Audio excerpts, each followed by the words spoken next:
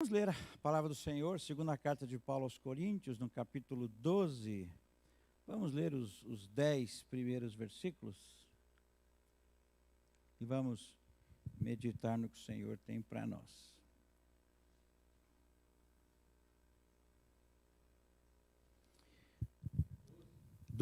Segunda aos Coríntios, capítulo 12, do versículo 1 até o versículo 10. Diz assim: é necessário que eu continue a gloriar-me com isso. Estou lendo na Nova Versão Internacional. Ainda que eu não ganhe nada com isso, passarei as visões e revelações do Senhor. Conheço um homem em Cristo que há 14 anos foi arrebatado ao terceiro céu. Se foi no corpo ou fora do corpo, não sei, Deus o sabe. Eu sei que esse homem, se no corpo ou fora do corpo, Deus o sabe, foi arrebatado ao paraíso e ouviu coisas indizíveis, coisas que ao homem não é permitido falar. Nesse homem me gloriarei, mas não em mim mesmo, a não ser em minhas fraquezas. Mesmo que eu preferisse gloriar-me, não seria insensato, porque estaria falando a verdade. Evito fazer isso para que ninguém pense a meu respeito mais do que em mim vê ou de mim ouve. Para impedir que eu me exaltasse por causa da grandeza dessas revelações, foi-me dado um espinho na carne, um mensageiro de Satanás para me atormentar. 3 vezes roguei ao Senhor que o tirasse de mim, mas ele me disse: a minha graça é suficiente para você, pois o meu poder se aperfeiçoa na fraqueza. Portanto, eu me gloriarei ainda mais alegremente em minhas fraquezas, para que o poder de Cristo repouse em mim. Por isso, por amor de Cristo, regozijo-me nas fraquezas, nos insultos, nas necessidades, nas perseguições, nas angústias, pois quando sou fraco é que sou forte. Que Deus abençoe a sua palavra. Nós vamos falar sobre o pastor usado. Senhor, nós te louvamos pela tua palavra, que o Senhor mesmo revelou, inspirou e por bondade e graça preservou até essa noite, porque quer falar conosco através dela. Reconhecemos a nossa incapacidade de tratar das coisas do céu, mas confiamos e esperamos e oramos a iluminação do teu Santo Espírito, para que as nossas mentes e os nossos corações saiam daqui realmente cheios da tua palavra. Oramos no nome de Jesus. Amém. Provavelmente, pelo tempo que nós estamos vivendo, alguém deve ter pensado que eu errei na expressão, não seria pastor ousado. Não, é pastor usado mesmo, embora a palavra seja tão anacrônica, né, tão fora do tempo, que a palavra usado já soa assim como algo gasto, fora de moda. É como um carro, né? Comprei um carro usado, não deu para comprar um novo, comprei usado. A palavra da moda é pastor ousado mesmo, pastor relevante, pastor popular.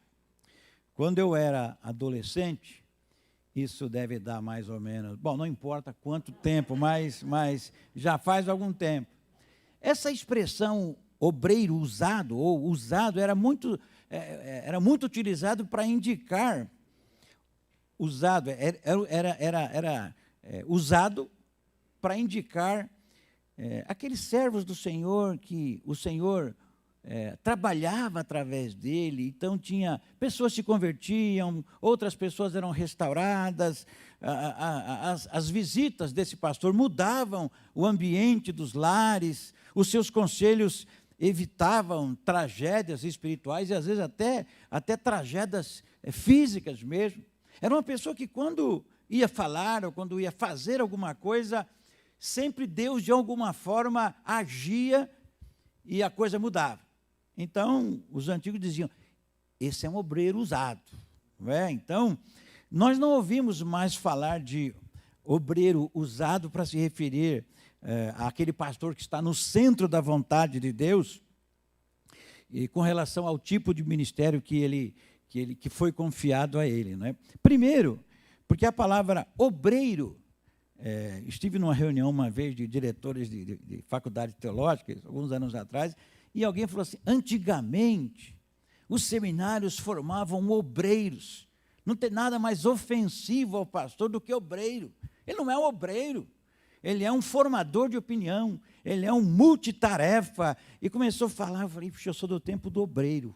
eu fiquei me senti meio diminuído ali, né? Parece que isso limita a capacidade intelectual do pastor dizer que ele é um obreiro.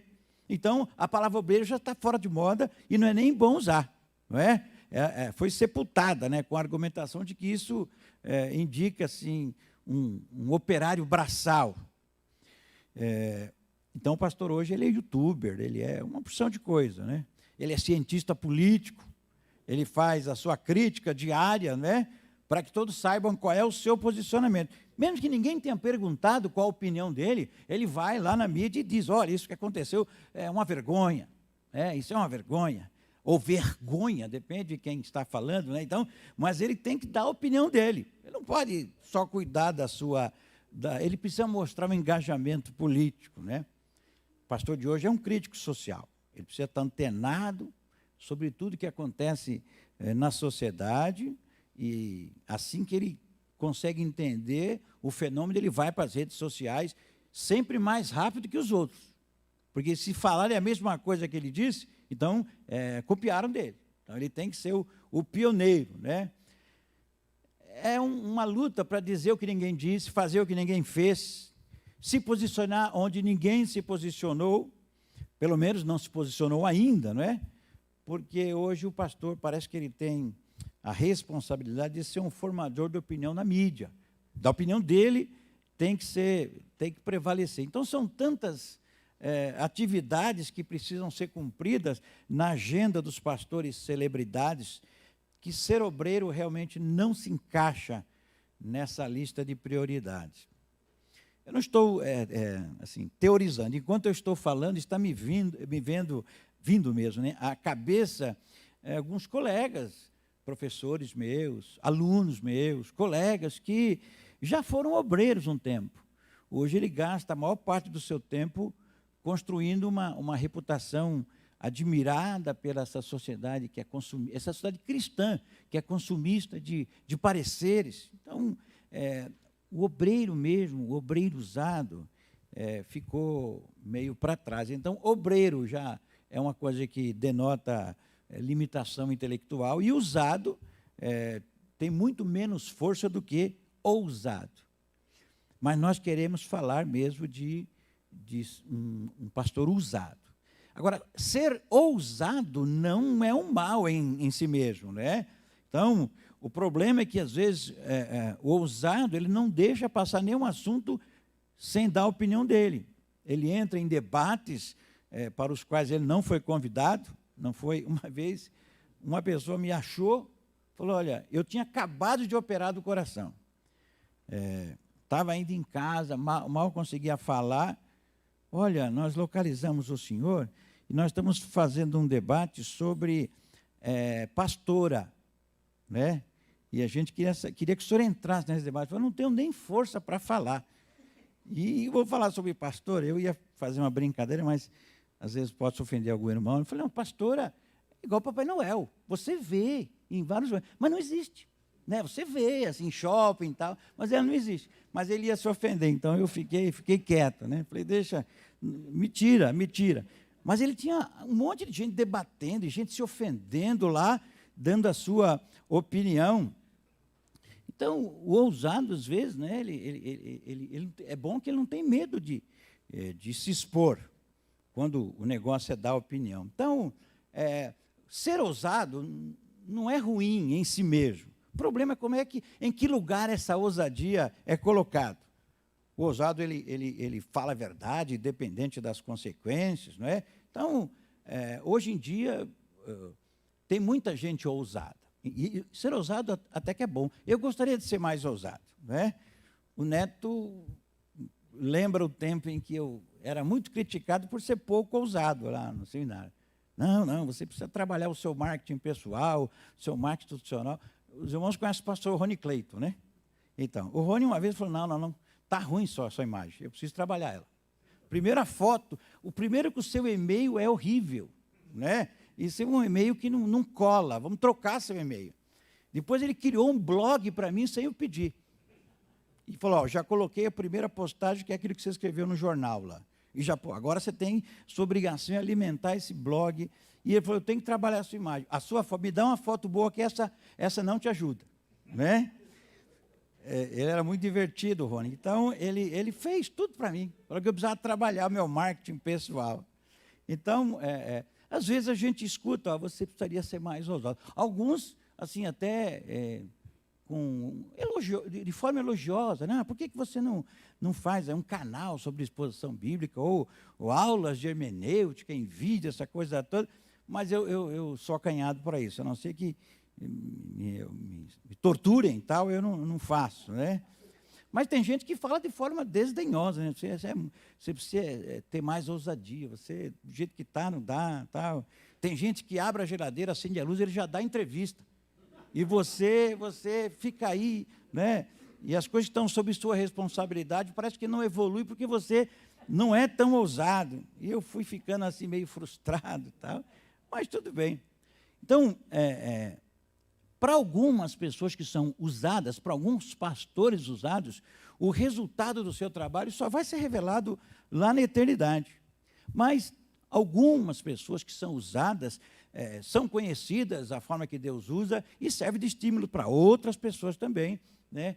Descansar e ser usado pelo poder de Deus. Mas voltando à nossa tese, quem são os pastores mais conhecidos hoje? Os usados ou os ousados, né? Os ousados, às vezes, estão pagando um preço alto, porque o excesso de exposição na mídia, essa nudez intelectual, todo mundo sabe o que você pensa, o que você fala, às vezes traz prejuízo. Recentemente, nós tivemos aí uma enxurrada de críticas e gente respondendo, mesmo não tendo sido perguntado. Então, vou dar uma resposta, né? Não pode ficar sem resposta. Por quê? Porque se expôs demais, né? Tudo está na mídia, até reunião de gabinete vai no YouTube. Então, essa exposição às vezes traz problema. Mas o mundo está de cabeça para baixo. Me convidaram recentemente, você também deve ter sido convidado para fazer parte do grupo Admiradores do Cláudio Duarte, né? Então, assim, eu pensei, Admiradores do Cláudio Duarte. Não, é um grupo que a gente tem. Eu falei, eu passo, né? Eu passo, vamos pensar em outro grupo, esse não vai dar.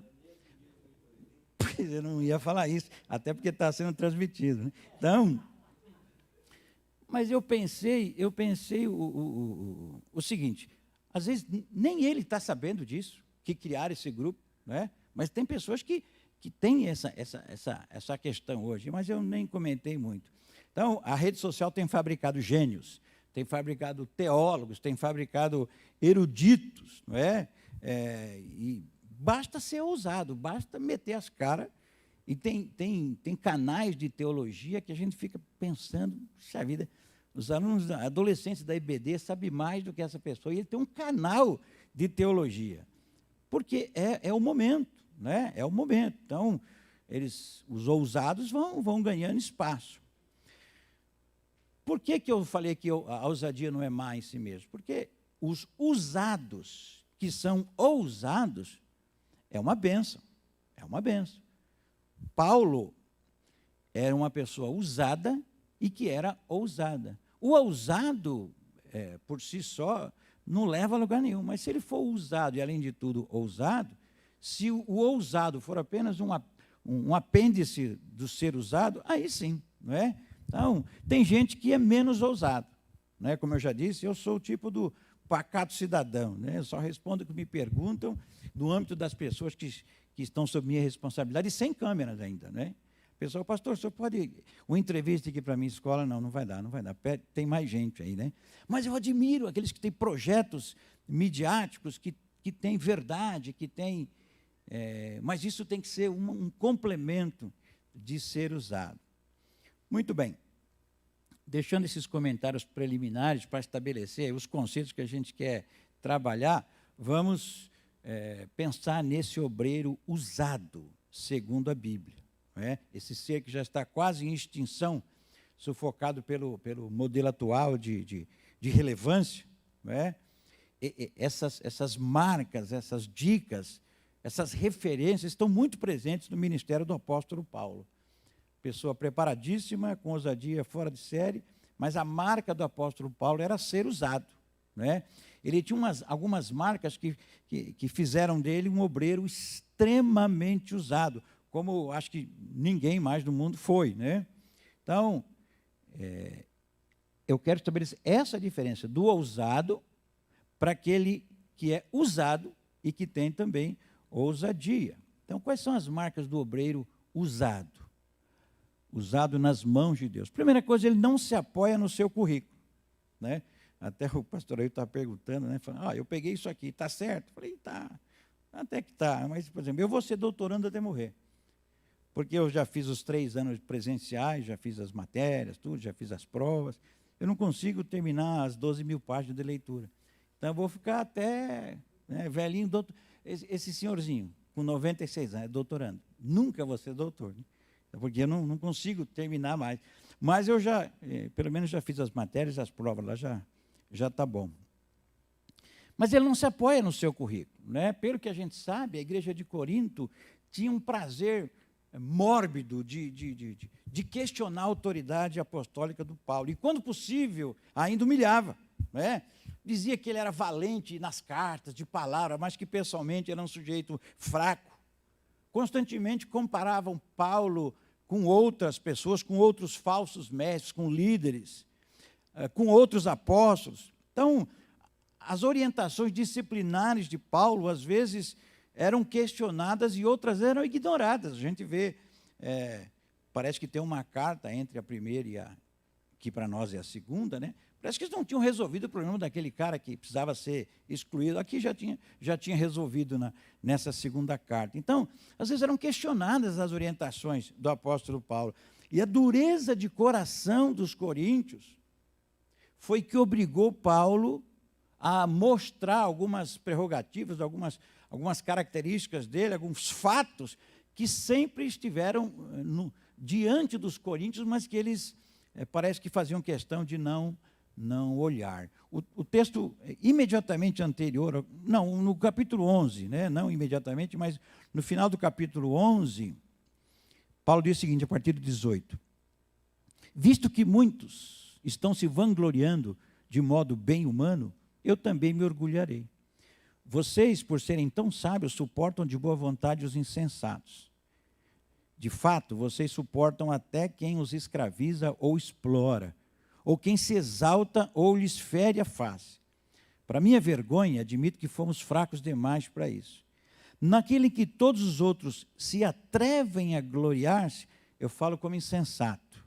Eu também me atrevo. São eles hebreus? Eu também. São israelitas? Eu também. São descendentes de Abraão? Eu também. São eles servos de Cristo? Estou fora de mim para falar dessa forma, Paulo fala, mas eu ainda mais. Trabalhei muito, fui encarcerado, fui açoitado, fui exposto à morte várias vezes. 5 vezes recebi 39 açoites, uma quarentena menos 1. 3 vezes fui golpeado por varas. Uma vez apedrejado, outras 3 sofri naufrágio. Passei uma noite, um dia exposto à fúria do mar. E ele vai dizendo, né? Então ele fala, olha, vocês estão me obrigando a falar o que eu fiz. Eu trabalhei arduamente, muitas vezes fiquei sem dormir, passei fome e sede, e muitas vezes fiquei em jejum, suportei frio e nudez. E ele fala, além de tudo, diariamente eu suporto as pressões interiores, a minha preocupação com as igrejas. Então ele fala, olha, se devo me orgulhar, que seja nas coisas que mostram a minha fraqueza. Então Paulo está sendo obrigado, pelas circunstâncias, a demonstrar que ele tinha a autoridade apostólica, nem tanto pelas suas façanhas extraordinárias, mas muito mais pelo sofrimento, pela obra a que ele tinha se exposto. Então, por que nós dizemos que um obreiro usado não se vale do seu currículo? Esse trecho de Paulo é uma exceção da vida dele, porque ele foi obrigado pelos coríntios a ter que se posicionar. E por que ele não se apoiou no seu currículo? E Paulo tinha currículo, não é proibido ter currículo. O que não pode é você se apoiar no seu currículo para poder revelar sua autoridade. Paulo não fez isso em nenhuma outra igreja. Em nenhuma outra igreja ele ficou desfilando as coisas que ele fez, as coisas que ele tinha. E Paulo só está revelando esse fato que ocorreu com ele há 14 anos. Olha, ele ficou 14 anos quieto, em silêncio. Ninguém sabia dessa história. Então, ele só revelou agora porque aconteceu essa pressão, né? E onde nós começamos lendo no capítulo 12, versículo 1, que nós lemos, é necessário que eu continue a gloriar-me, ainda que eu não ganhe nada com isso. E os versículos 2 e 3, que nós lemos, olha, eu conheço um homem que há 14 anos foi arrebatado ao terceiro céu. Se foi no corpo ou no espírito, eu não sei, Deus sabe. Mas ele foi até o paraíso e ouviu coisas inefáveis, coisas indizíveis, que ao homem não é nem permitido falar. Então, Paulo é obrigado. Eu conheço um homem, não diz, eu conheço um homem, não usa nem a primeira pessoa. Ele nem sabe exatamente o que foi que aconteceu. Normalmente, a gente queria saber para poder contar. Mas se foi no corpo, se foi no espírito, se ele subiu, se o céu desceu, se foi para um deserto, se ele ficou em transe, ele nem sabe exatamente o que aconteceu. Ele não está nem preocupado com o que aconteceu. Ele sabe que ele aprendeu direto de Jesus, isso ele falou algumas vezes. Então, ele não tinha intenção de fazer propaganda, por isso ele não se interessou pelos detalhes. Ele não quis detalhes, isso parece meio inverossímil, essa coisa parece que não é verdade, não. Então, ele teria detalhes para comprovar. Não. Ele insiste, se no corpo ou fora do corpo, eu não sei. Qualquer pessoa normal estaria querendo saber mais dessa experiência para poder dar o testemunho, contar a benção, né? Então, Paulo, ele não queria se valer dessa experiência. Ele demorou 14 anos para falar, porque foi obrigado ainda. Imagina os pastores de hoje, pastores celebridades, não é? Que se tivesse a experiência de ir até o terceiro céu e aprender teologia com logos mesmo, assim, direto, né? Já vi, você estudou teologia, eu estudei teo com logos, né? Não dá para. Você acha que alguém ia ficar guardando esse segredo por 14 anos? Mas nunca. Ia sair contando, né? Ia gravar, fazer DVD. Então, Paulo ficou quietinho 14 anos. Então, um pastor, para ser usado, ele precisa saber, primeiro, Deus não se impressione com o seu currículo e nem depende do seu currículo e da sua experiência para poder usá-lo. Então, às vezes, eu admiro muito pessoas que têm um currículo elevado, né? Que Deus deu a bênção, deu inteligência, deu recurso, e continua sendo pastor, né? Às vezes a pessoa faz aí um cursinho e já manda, não me chama de pastor, me chama disso aqui. Tem um pastor há muito tempo atrás, ele falou, eu terminei um curso agora, eu gostaria que me chamasse de doutor, porque agora eu sou psicólogo, então não me chama de pastor, não. Você deixou de ser pastor? Não, mas doutor melhor, né? Pega mais, né? Então, o obreiro usado ele não vai. Assim, na década de 70, final da década de 70, eu entrei na faculdade de engenharia, tinha um amigo, e ele falou, não vejo a hora de, me chamava de Sidão, né? Não vejo a hora de me formar, Sidão. Eu falei, está cansativo. Não, é para pôr no meu talão de cheque, engenheiro fulano de tal. Mas precisa ter fundo, não é colocar, né? Não, porque naquele tempo você podia colocar a titulação, né? No talão de cheque. E eu falei, mas para isso você quer se formar, né? Mas tem gente que, às vezes, precisa, não tem saldo, põe pelo menos o título, né? Então, você deve ter o currículo, mas não pode se estribar no seu currículo, porque parece que isso prescinde do poder de Deus, parece que você não precisa mais. Então, ser usado por Deus não depende do seu currículo ou dos seus títulos. Paulo tinha muito currículo, muito título, mas ele falou, olha, eu não quero saber disso, não. Eu estou falando agora porque estou sendo obrigado. Mas ele diz, ainda que isso não me sirva para nada, versículo 1, ainda que eu não ganhe nada com isso, eu vou falar das visões que eu tive para vocês saberem que eu sou apóstolo reconhecido. A segunda marca do apóstolo Paulo, que nos ensina como ser usado, um obreiro usado, é que a reputação do obreiro reside na sua pregação e na sua vida. Ele diz assim, não vou gloriar em mim. Se houvesse uma razão para eu me gloriar, seria naquele Paulo que subiu até o terceiro céu, que aprendeu com Jesus. Nesse Paulo lá eu me glorio, mas nesse aqui não. Esse aqui eu estou aqui para sofrer pelo Evangelho. Então, essa experiência teve um propósito para Paulo e já tinha sido cumprido. Ele aprendeu o que tinha que aprender, ouviu de Jesus o que tinha que ouvir, agora é trabalhar. Ele não ficou se apegando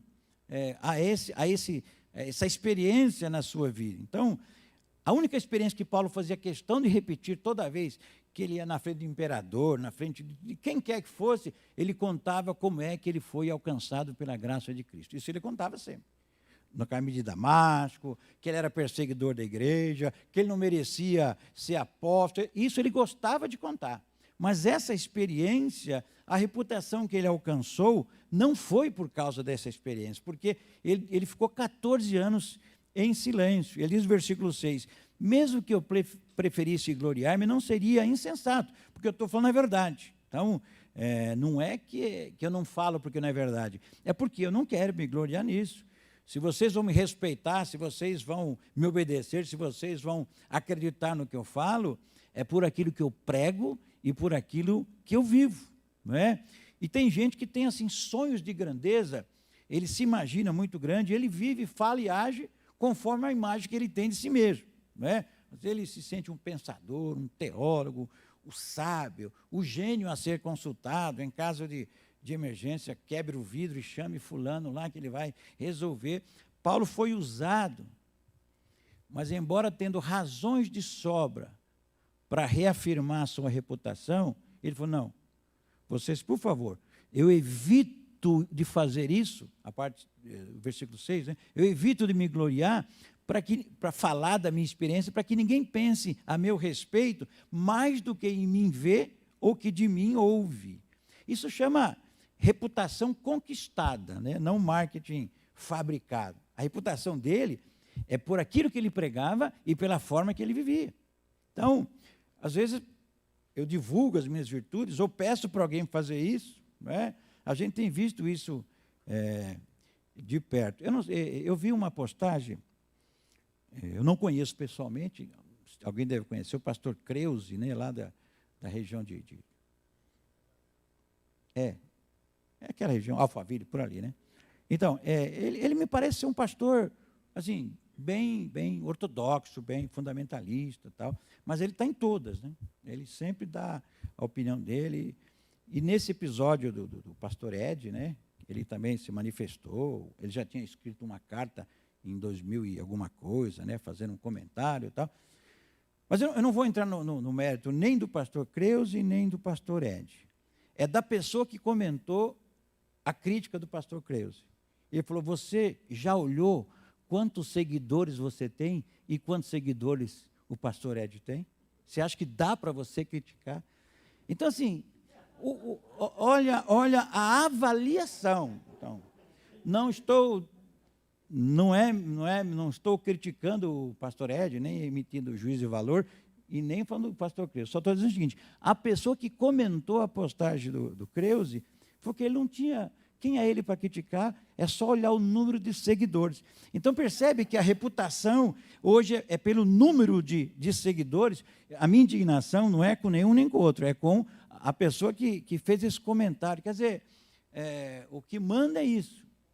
É o mundo que a gente vive. Então, a nossa reputação, o obreiro usado, eu quero bater nessa tecla, né? Não importa o seu currículo, o obreiro usado, a reputação dele se constrói numa pregação cristocêntrica e num testemunho que confirma essa pregação. Paulo diz, eu não quero me gloriar nessa visão, porque eu não quero que ninguém pense de mim mais do que em mim vê ou de mim ouve. O que passa disso é marketing pessoal, não é? E a terceira marca, e a última nós vamos encerrar, é que o obreiro usado, ele se alegra em ser o que Deus quer que ele seja. O apóstolo Paulo tinha condições de ser muito mais do que ele era, né? Não podia apanhar tanto, não podia ser tão desprezado. Mas o que Deus fez com ele? Deu-lhe uma visão que ninguém teve, ouviu coisas que nem dá para falar para os seres humanos, teve contato, aprendeu direto com Jesus, foi arrebatado até o paraíso. E quando ele desceu, para impedir que Paulo usasse esse momento para se exaltar, para que ele não se exaltasse pela grandeza dessas revelações, Paulo diz no versículo 7, foi-me dado um espinho na carne, um mensageiro de Satanás para me atormentar. A gente não sabe com certeza, pelo menos eu não sei, qual seja o espinho na carne. Né? Pode ser alguma limitação física, alguma doença, algum problema. Alguns dizem que talvez seja problema de visão, outros já falaram que era epilepsia, eu não sei. Eu era muito pequenininho nessa época, eu não deu para acompanhar. Mas a palavra esbofetear está ligada assim, a esses tapas de humilhação, né? A algo que incapacita, que limita. Então, o fato é que a opção de Deus é usar uma pessoa com limitação do que uma pessoa com soberba. Então, o pastor usado é aquele que ele vai se alegrar em ser aquilo que Deus quer que ele seja, mesmo que ele tenha potencial de ser muito mais. Não é? Então, Deus usa uma pessoa que crê no poder da oração, né? Orei por 3 vezes, mas ele não crê no poder da sua oração específica que vai ter que mudar a situação só porque ele é especial. Então, ele se alegra na soberania de Deus. Versículo 8, parte 9, né? 3 vezes roguei para que o Senhor tirasse esse espinho da minha carne, mas ele me disse, a minha graça é o suficiente para você, pois o meu poder se aperfeiçoa na fraqueza. Então, Deus usa um obreiro que crê no poder da oração, mas não no poder da sua oração especificamente.